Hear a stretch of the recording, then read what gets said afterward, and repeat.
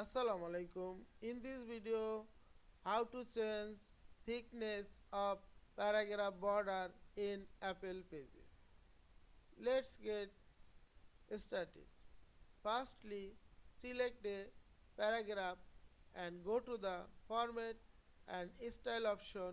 Select the Layout and check mark the paragraph border and select the border around the paragraph and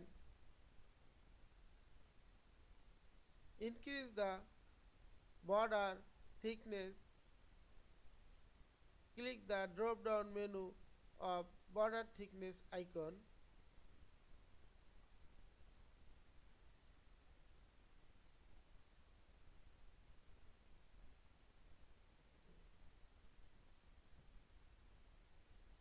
You can add border thickness from keyboard manually. Just add the border and select the thickness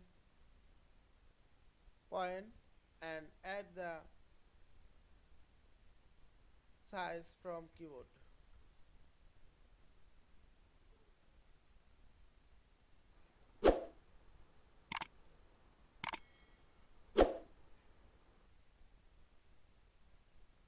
I hope you enjoyed this video. Please subscribe to my channel, like, comments and share. Thanks for watching.